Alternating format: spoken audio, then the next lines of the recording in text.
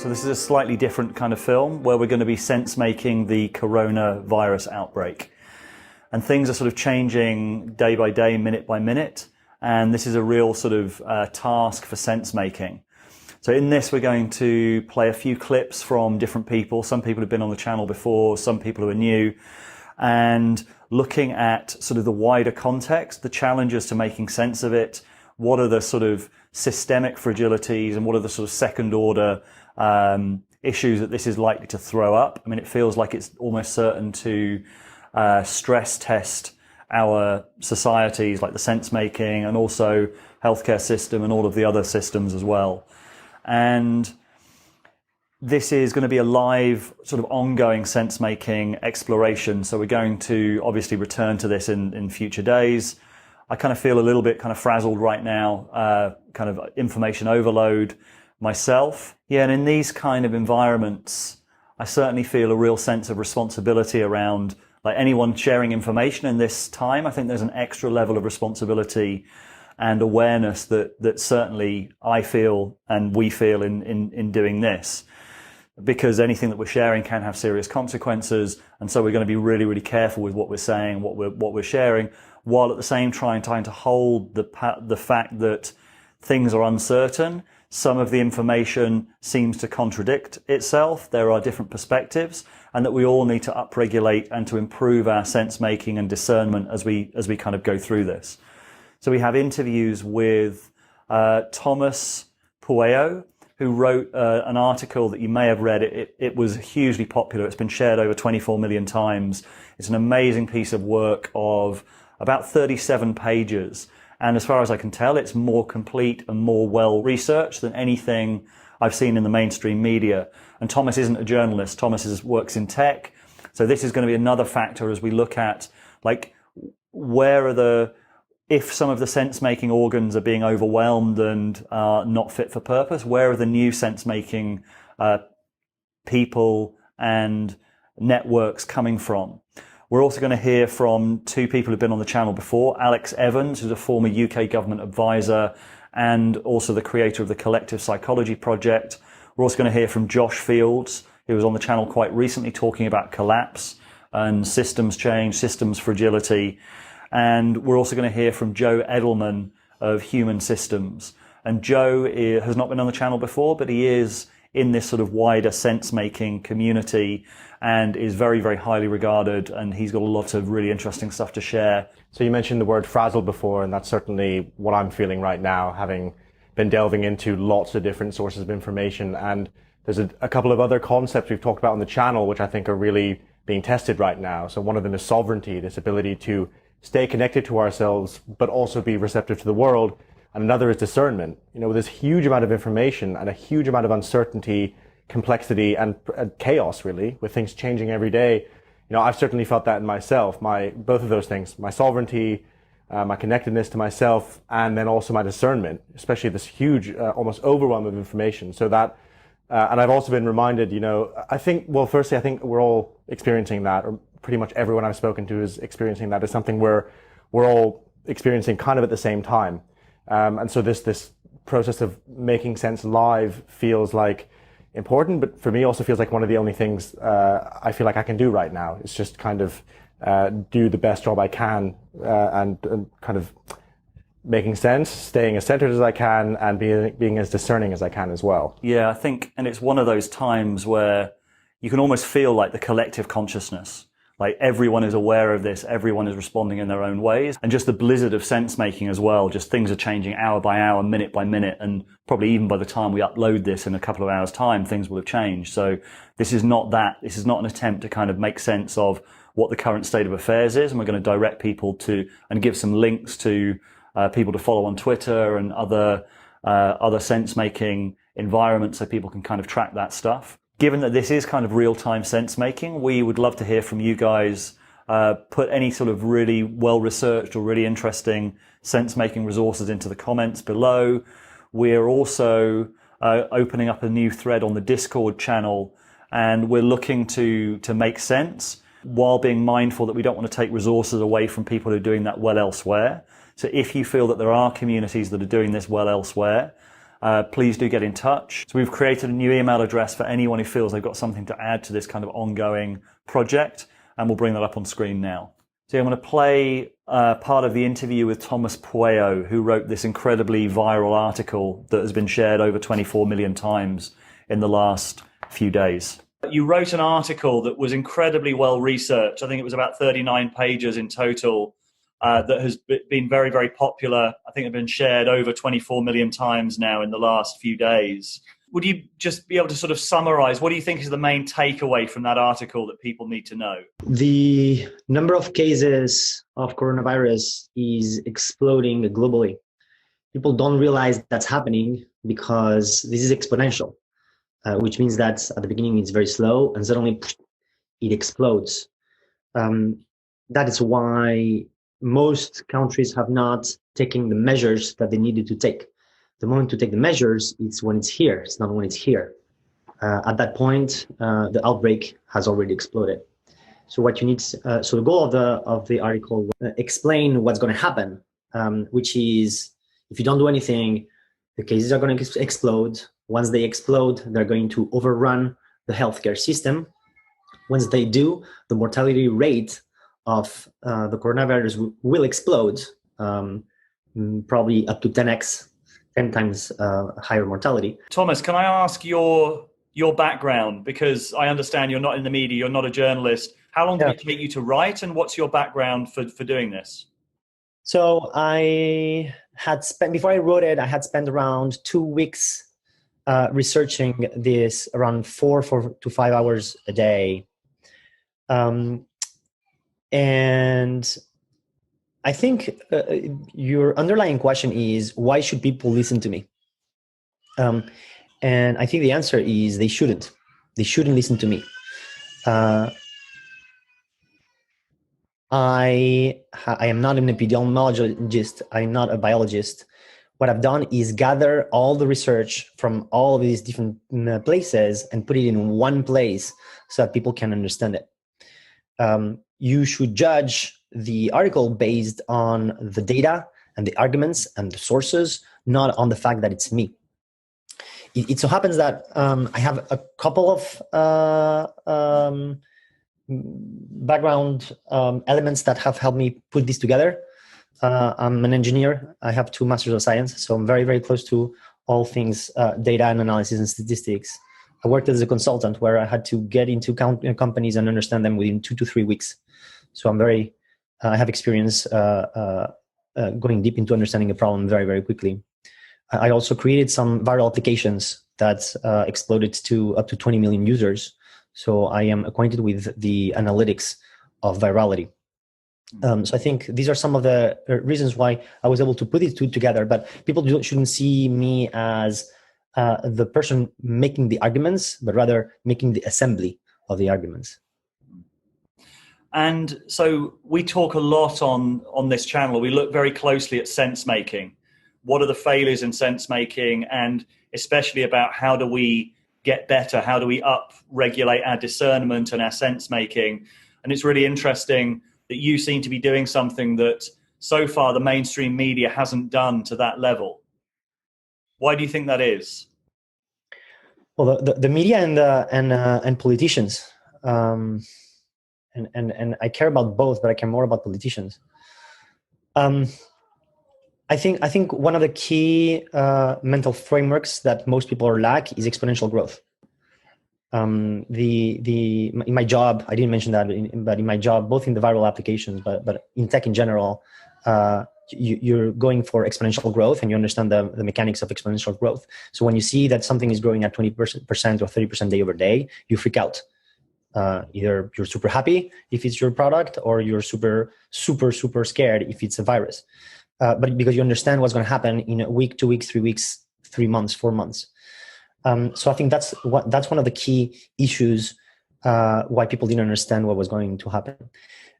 There's also an issue of connecting the dots here, because it's not just one part. This is a puzzle, and you need to put it together.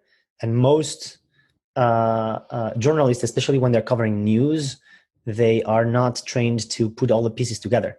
we're seeing a lot of systemic fragilities in various different areas, and one of them is the ability to make sense of the crisis. And I think one of the things that's required is for people to improve their discernment, to step up, and potentially alternatives to some of the failing systems are emerging. And I would put you in that bracket as someone who seems to be making sense of the outbreak better than most, if not all, in the mainstream media. Sense that people are having to step up? Here, we are in a perfect example of new information coming to society. It reminds me of, for example, what happened with Brexit or the Trump election in 2016, where it took everybody aback. Nobody knew how to interpret that situation, right? And so suddenly there's this new information in the system, and the system just doesn't know how to cope with it. And so it tries to digest it. So the question becomes, when you have this doesn't happen frequently, by the way, but when it happens, what is the best process to process this information as quickly as possible? And I would say what is happening today is the right way to do it. Yeah, this film is not to concentrate on sort of the logistics of the virus, like the transmission rates or the ways of protecting ourselves and all of that. That's really available elsewhere. I'd highly recommend the Joe Rogan podcast and the Sam Harris podcast recently with experts in the field. And it's really interesting to see how these long-form podcasts do feel like they're coming into their own when there's a very complex situation. I would just add to that as well, as you're talking about it, what strikes me is that another thing that the traditional news outlets struggle to do is cooperate in the same way that people are cooperating online, where it's decentralized, it's not a competition, it's about people finding and sharing the best information, and that builds on itself in a very decentralized way, as opposed to we've got the scoop and we better hold on to this. Completely different model. So we're going to play a very short clip now from the Sam Harris podcast with Amish Adelja from the Johns Hopkins University. It's still an enormous number of people dead from this virus. Yeah, I think it is going to be more than people will imagine, but will it be cataclysmic? I don't think that's the case. The highest flu death rate we have, I think, outside of a pandemic is 80,000 in 2017 to 2018. Right. So this is a magnitude higher than that. And I do think it's going to be disruptive and bad. But I think that what I'm worried about is that people's actions and reactions and panic will actually make things worse and really lead to this kind of cascading effect where hospitals can't operate, where there is widespread social chaos going on. And that's what really worries me more than the virus itself. Yeah, so that clip really leads into what most of the rest of this is going to be about, which is the second order consequences, the systemic fragility, and how this might play out. I'm going to start with the way that different countries are responding to this. In particular, the UK seems to be taking, and again, this is changing kind of hour by hour. Like the UK has changed position quite significantly, even in the last couple of days, even today. But the UK had decided on a very different path to many other countries. So Italy went into lockdown. China went into lockdown. That seems to be what Spain is doing and what most of the other European countries are doing. The UK decided on a course of what they're calling herd immunity. And this is why this is really interesting, is that the UK, one of the most senior advisors in the UK is a guy called Dominic Cummings. And Dominic Cummings is incredibly well versed in complexity theory, in some of the kind of topics that we've talked about on the channel, and a lot of people who are kind of involved in making sense in the sort of sense-making community would be very well aware of. And Cummings, if you look at his blog, he kind of details all of these, like he's a first principles thinker. He's very allergic to doing what everyone else is doing. He's very allergic to the status quo. And so it's interesting that he's chosen, or we assume that he's heavily involved in this decision by the UK government to the nature of the British political system, if you're kind of watching from the US, is much more centralized than the US. And power is very concentrated on the Prime Minister and very concentrated in the Prime Minister's advisor in this case. He's very, very powerful in the UK. And despite the huge pressure to change course, at the moment the UK looks to be taking a different step. And I talked to Alex Evans, who, as I said, used to work in the British government, about this, and also Josh Fields. So they're talking about something called herd immunity, which is that they're assuming that most people will get the virus. So they're wanting to manage the numbers. And once they're calculating that 60% of people have developed immunity, then there will be some immunity in the population. But I think that also depends on one key unknown, or that may be unknown, is whether immunity develops. And if immunity doesn't develop, then that's not only a high-risk strategy, it's actually potentially a really suicidal strategy. Yeah, so let me just unpack that a little bit. Herd immunity is really the UK, this is the second principle of why UK government policy is different. Herd immunity is basically saying, look, people are going to get the virus anyway. We should let people get said virus, but ensure that it is mainly low-risk groups, low-risk categories who end up getting the virus. And what will this do? Well, the hypothesis is they get the virus, they recover from the virus, and in so doing, they actually build immunity to the virus, and so they don't become future carriers of said virus. Now, why might this be a wise strategy? Because in other words, it's basically saying, let's give more of the population this infection, right? Why might this be wise? I think part of the thinking behind it is if you go to China or Italy and people are in quarantine, these people aren't actually building immunity, right? Because they're not, a lot of them are not actually picking up the virus. It's just it's a precautious measure to stop the spread. Now, if the virus is doubling in size every 4 days, in terms of the number of people it's affecting, that quarantine is an excellent way to stop that spread, but it doesn't do much for future immunity. And so I think part of the rationale behind this is if you give low-risk groups more of the infection, we build the immunity over time. And so we won't need interventions like quarantine 6-12 months in the future. In China and Italy, what happens if everybody starts to come out on the streets again, and then suddenly there's another outbreak of the virus? They have to go back to the quarantine. Whereas if our population could become more resistant, that could be hypothetically a good thing. Now, this is a high risk, high reward strategy, because what it basically confers is, or suggests is, we can actually build herd immunity, right? I think that's problematic for two reasons. The first, there's absolutely fuck all evidence that we can. There's an implicit assumption from virologists that this is what tends to happen. Which, by the way, I'd really like to see open sourced. We're basing our surrender to herd immunity on models we don't understand or have not seen.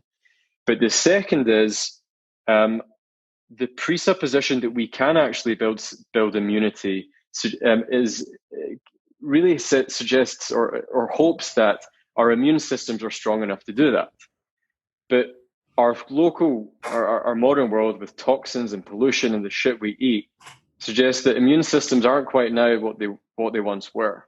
And so it's a big risk. It's a hell of a big risk. And I'd love to see things open sourced to really know why, the rationale for this. But just to give a summary then, the UK is different in two ways. We're not encouraging social isolation because of behavioral psychology and because of herd immunity.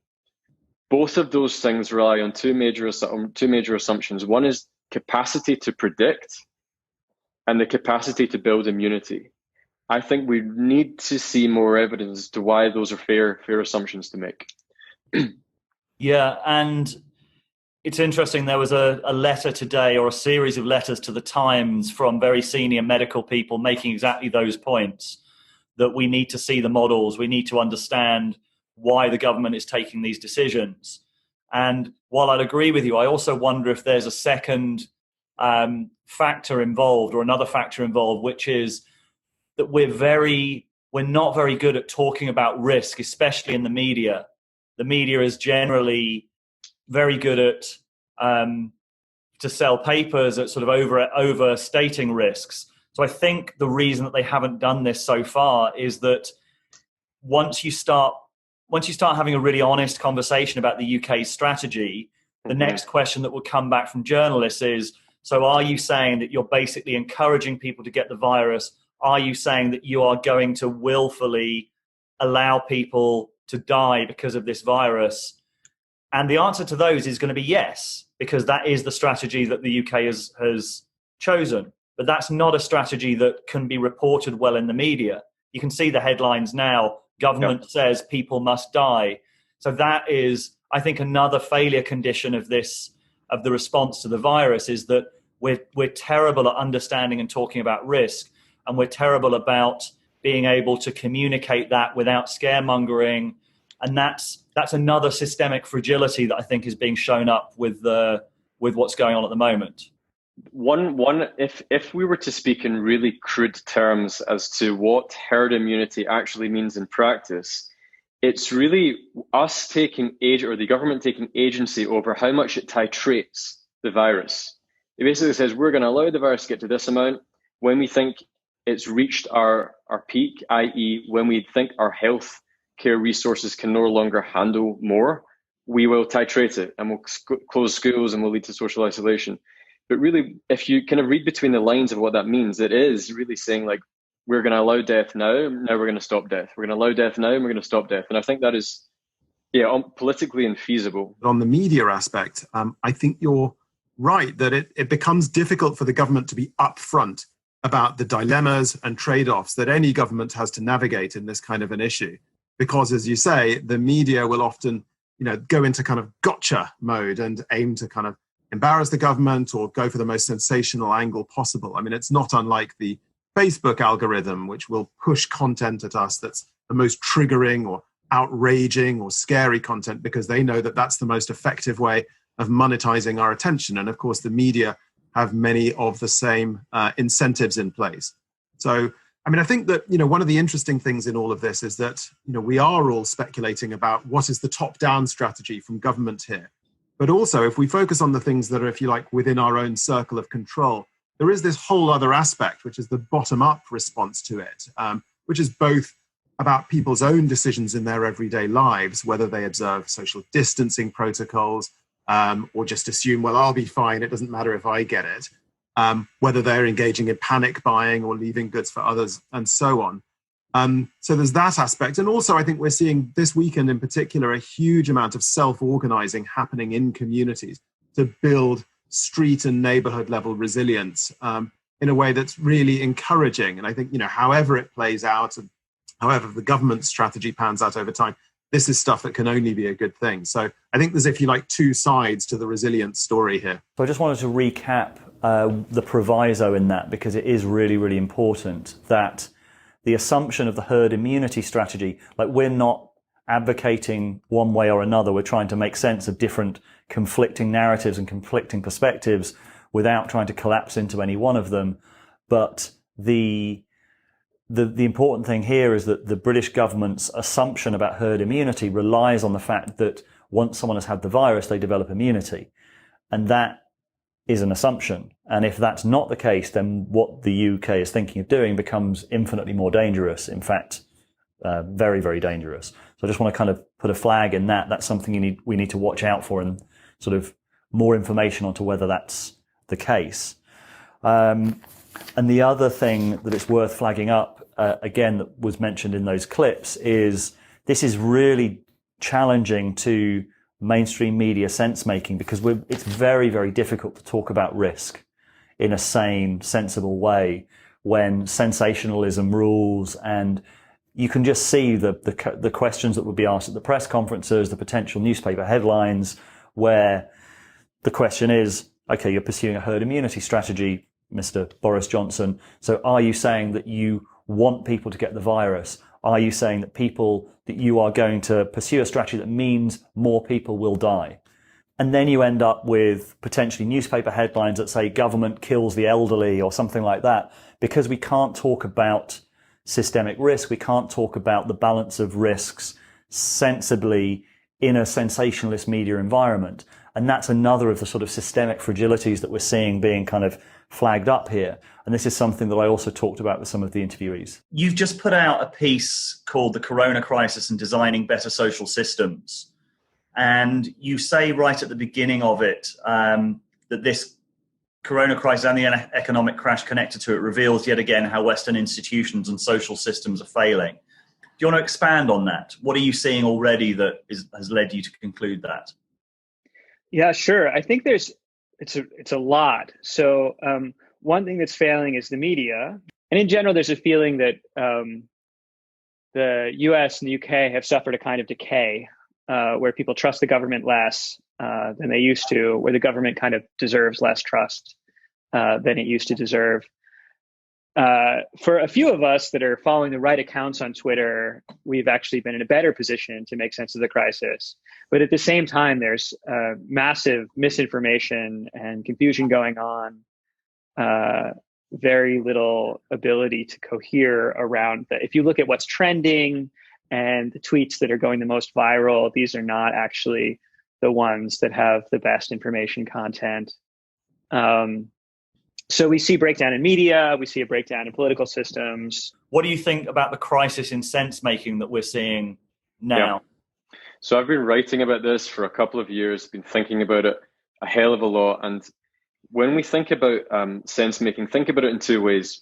The first is the information that is coming into our environment, from our environment, and also our capacity to discern that information from that environment. And so if we look at the first one, this exponential increase in misinformation, disinformation, and fake news means that as sense-making organisms, we're struggling to actually know what information we can actually trust, okay?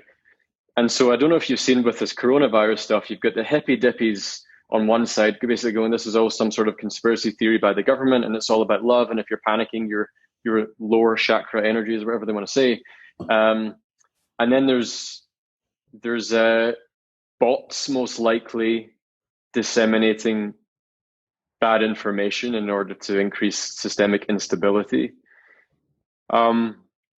And so the information ecology is a fucking mess. It's a fucking mess. And so if we're trying to actually get behind a consistent narrative as to what to do, and there are all these competing claims on social media, it becomes hell of a hard to sense make. I think part of that is linked to we've lost trust in our institutions. We've lost trust in our epistemological authorities. And that's problematic if we want to create a coherent, cohesive response.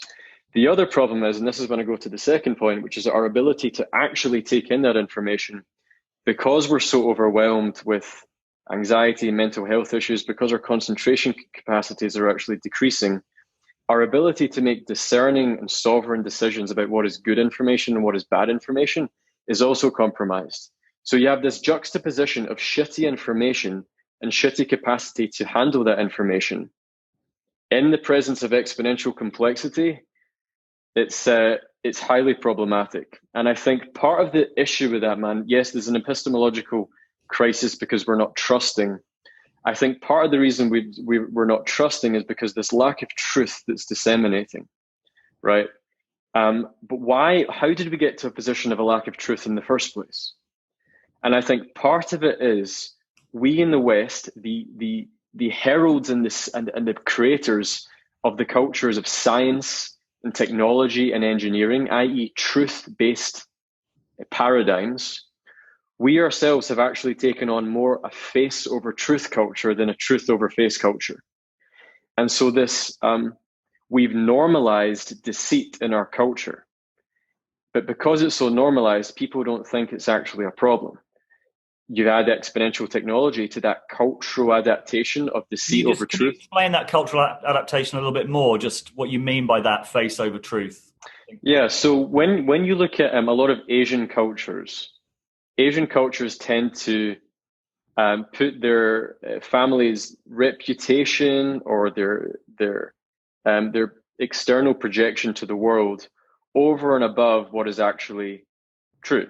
So a lot of people have summarized this as that Western culture is more of a guilt-based culture and Eastern culture is more of a shame-based culture, in that social shame or what people think of you is the primary driver of behavior in the East. Yeah. In the West, it's like individual conscience and your own, being able to square your own actions with your own inner truth, and more of the Christian tradition is more on the individual. And that what you're saying, and I think I've heard a few other people say as well, is like in the social media age and in the environment that we've created for ourselves, now it's much more in the West about what people think of ourselves and less about the actual behavior. Yeah, I think the point that I'm trying to make here is that we've created the cultural container that is just ripe for misinformation, disinformation, and fake news, because our culture no longer actually holds truth to be one of its highest virtues or values. Instead, it holds this kind of like this narcissistic co-optation to be more significant and more important.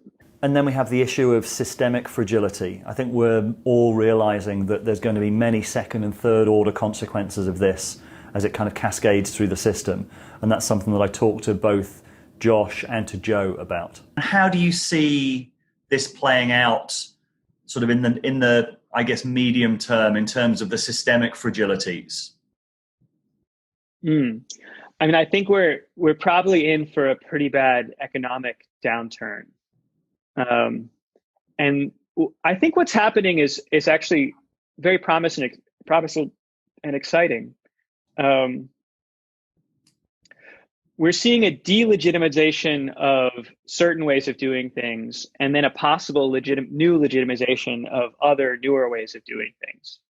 And I think this is how political change happens more generally. Like if we look at transitions from monarchies to representative democracies, it's often assumed that there's some kind of like revolution and that this is the main moment that it happens. But if you look at the American Revolution, for instance, the people that kind of took over during the American Revolution were actually already running things in the colonies. And they had a different way of operating citizens' assemblies and things like that.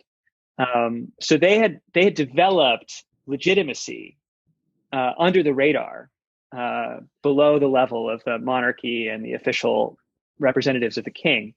And so by the time they wanted to have an American Revolution, they'd kind of proven themselves as a new way of operating, and proven themselves in a series of crises before the kind of big crisis of the American Revolution.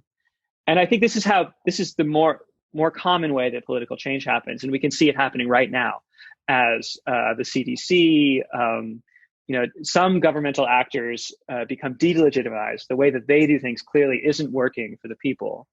And new actors that maybe have no relationship to government are looking very responsible and very capable. And I think what we need to do right now is we need to do our best to make sure that the capable looking actors are also promising in terms of new social mechanisms, in terms of new political mechanisms. We wouldn't want this to go into a moment where we develop a more authoritarian or even fascist operating system because that works. We need to make sure that we have some kind of hopefully sort of quasi-democratic, optimistic new systems that are seen to be performing well in the crisis. And are you seeing any sort of real world networks or projects that are happening now that are giving you hope or that you're paying attention to? Yes, absolutely. I think I see many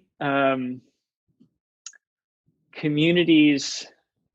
I see that there's a kind of a techno hippie scene, which I think is doing great work. It's kind of like the Burning Man, kind of that area. I see a lot of really talented, nerdy people, also the rationalists, the effective altruists.